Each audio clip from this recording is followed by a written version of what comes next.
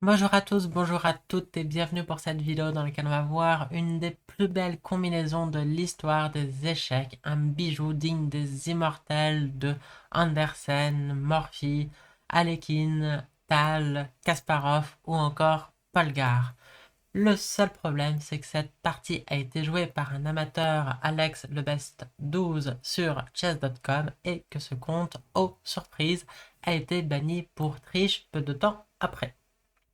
J'ai donc hésité à faire cette vidéo, mais je me suis dit que la combinaison était vraiment magnifique et instructive et qu'elle valait donc le coup d'être vue et qu'il y avait quand même une morale à cette histoire. Si quelqu'un triche sur internet, tôt ou tard, il va se voir banni.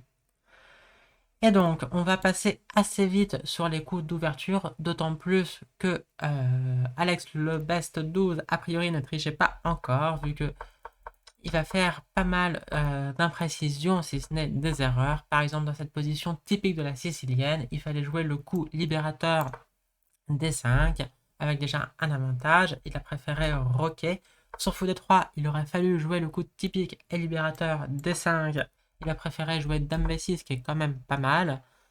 Et sur fou E2, il a joué fou C5, alors qu'il fallait jouer le coup typique et libérateur D5. Merci, vous suivez. Donc il veut pousser 5, et là les blancs auraient pu forcer une répétition de coups, enfin forcer plus ou moins, mais ils auraient dû jouer cavalier à 4, attaque la dame, attaque le fou, sur dame à 5 échec, attaque le roi, attaque le cavalier, on revient en C3, et ici il n'y a pas grand chose de mieux à faire que de jouer dame B6 avec un match nul.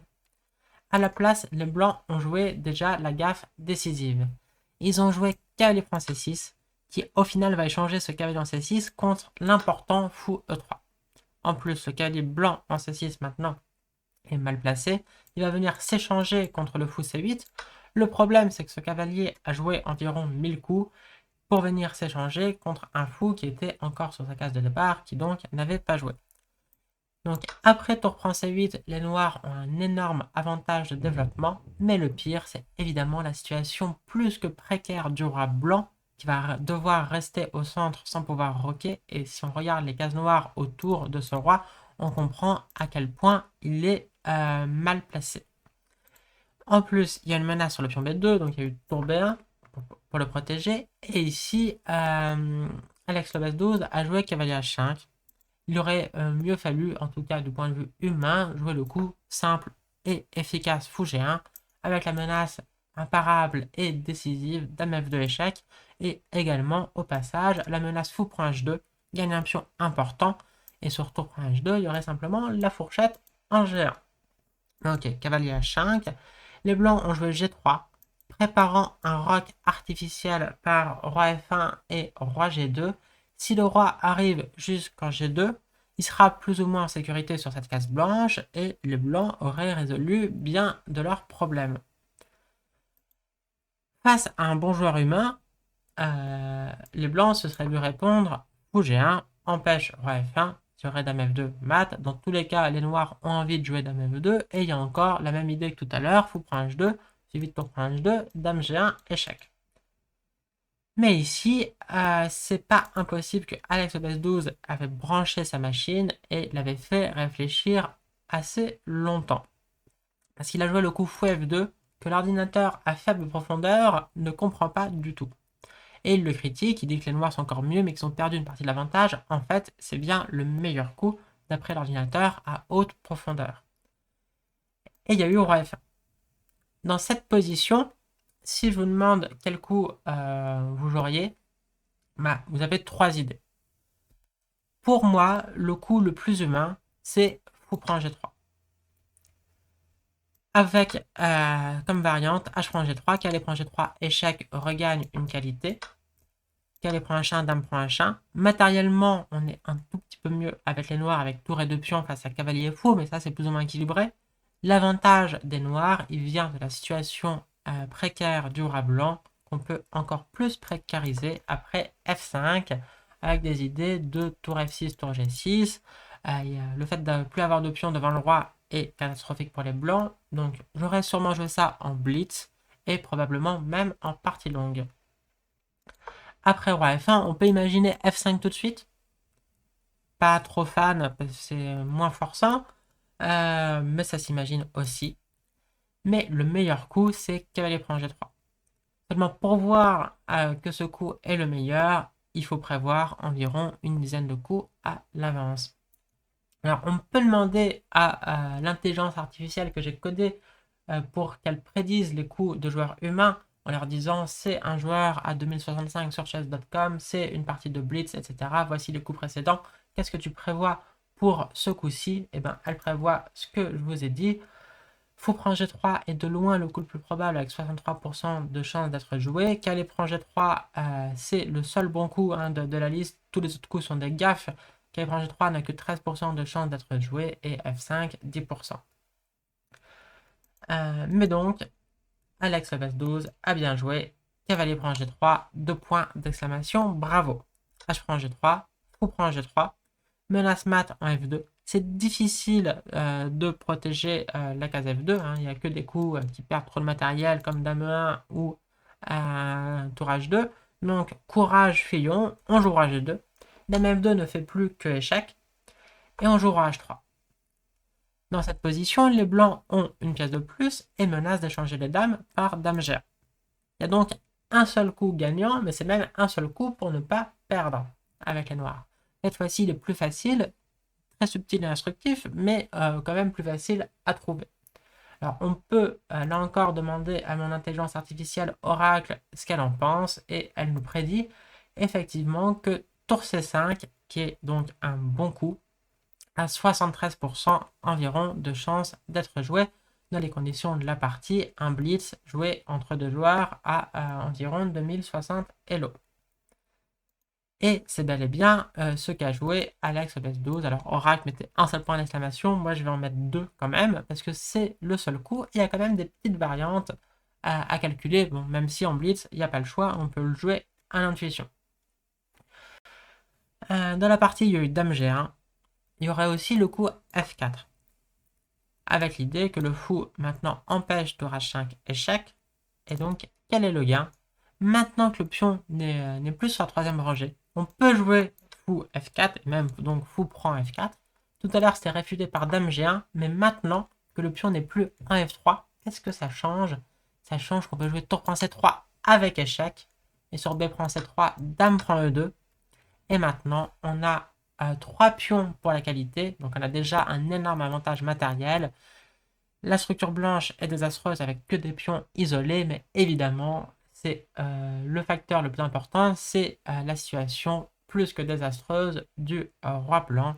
Cette position est totalement gagnante. Donc dans la partie après tour C5, il y a eu Dame G1, tour H5 échec, seul coup pour ne pas perdre, roi G4. Et là encore, il y a un seul coup pour ne pas perdre.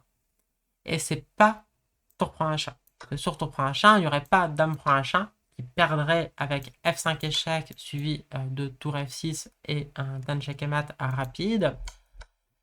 Que jouent les blancs ici pour gagner? Ils jouent Dame prend F2 intermédiaire, Fou prend F2 et F1 maintenant. Ils reprennent la tour. Donc après Roi G4, comme d'habitude dans cette variante, les noirs ont un seul coup pour ne pas perdre, et c'est le coup F5.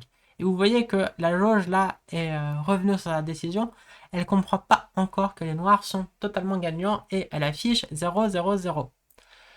F5 échec est bien un coup gagnant, et là maintenant elle comprend, elle bondit à plus 6 pour les noirs. F5 échec, seul coup pour ne pas perdre, sacrifie de la tour, roi prend H5, et maintenant, il faut encore jouer un coup what the fuck, excusez-moi de cette vulgarité, mais il n'y a pas d'autre mot pour décrire le caractère incroyable du coup à venir, qui est toute la pointe de la combinaison entamée il y a déjà 6 coups. Qu'est-ce qu'on joue? Humainement, j'envisagerais deux coups. G6 échec ou tour F6 pour faire des échecs. G6 échec, perd. Le roi s'échappe, roi G5. Il faut faire échec. Mettons fou F4 échec, roi prend. Pion prend E4, échec à la découverte. Roi prend. D5, échec. Roi D3. Le roi est maintenant en sécurité. On a encore de l'ambition, mais on n'a plus de munitions et on peut abandonner. Tour F6, ça s'envisage. Mais ici, ça perdrait. Non, ça ferait match nul, pardon. Après, pion prend F5, pion prend F5, roi G5. Et les noirs se sauvent avec fou H4 échec. Roi F4. Pas encore dame D4 parce que la dame peut contrôler. Mais on peut proposer de dévier cette dame par fou G3. Et évidemment, sur dame prend G3, maintenant on fait dame D4 échec et on gagnerait. Seulement, les blancs sont pas obligés de prendre. Ils peuvent revenir en G5 et il y a match nul par répétition comme ça. Donc en partie, si on voit que G6 échec ne mène à rien, on peut jouer tour F6. Mais le coup qui gagne, c'est fou F4. Incroyable. Et si on demande à mon intelligence artificielle, là encore, ce qu'elle en pense, eh ben, elle trouve que ce coup est évidemment très peu probable. Elle comprend que tous les autres coups sont des gaffes. Elle l'attribue 2 points d'exclamation à fou F4, mais elle lui donne une probabilité inférieure à 7% d'être joué. Donc si on multiplie les probabilités de déjà juste les 3 coups que je vous ai montrés, et sans parler de tous les autres, mais déjà juste avec les 3 coups que je vous ai montrés, on est à moins d'une chance sur 200 que ces coups soient joués. Il se trouve que ces coups, c'est pas des coups juste improbables, c'est des coups improbables qui sont les meilleurs, qui sont les seuls coups pour ne pas perdre. Et donc, juste sur une partie, on peut effectivement avoir des gros soupçons. Cela dit, Shadowcom ne l'a pas banni sur juste cette partie. Il en a fallu plusieurs encore. Mais donc, pourquoi fou F4 gagne? Fou F4 donne la dame. Sur dame prend F2, on joue tour F6. Pion prend F5 pour se faire une case de fuite. Et là, simplement, encore un nouveau coup pour ne pas perdre. Pion prend F5. Là, c'est assez facile. Abandon parce que le mat est imparable.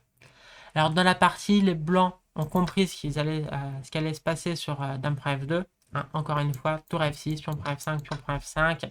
Et un mat incroyable. Hein, si on fait la combinaison au ralenti, il y a eu un sacrifice de pièces dans cette position. Puis, tout ce jeu de manœuvre, un sacrifice de tour maintenant. Puis, un sacrifice de dame pour finir sur un mat imparable avec seulement un fou et une tour. Donc, c'est vraiment du jamais vu. Si ça avait été une combinaison jouée par Gukesh, Ding ou peu importe, un des génies actuels, Magnus évidemment, ça aurait été probablement la plus belle combinaison de sa carrière. Mais bon, ça a été joué par Stockfish. Donc bravo Stockfish. Juste dans la partie, les blancs, au lieu de prendre la dame et se faire mater, ont joué E5 pour empêcher tour F6. Ça aurait pu être un super coup défensif. Là encore, il y a un seul coup pour ne pas perdre, mais il est facile. Maintenant, c'est G6 échec, le roi peut plus s'échapper. Les blancs sont obligés de donner la dame. Dans cette position, il y a eu tour G1, encore un bon petit coup, tour F7. Et ici, les blancs ont joué jusqu'au mat. Dame E7, échec et mat, met fin à cette partie. Bravo Stockfish pour avoir gagné d'une si belle manière. Bravo également à chat.com pour avoir repéré ce tricheur et l'avoir banni.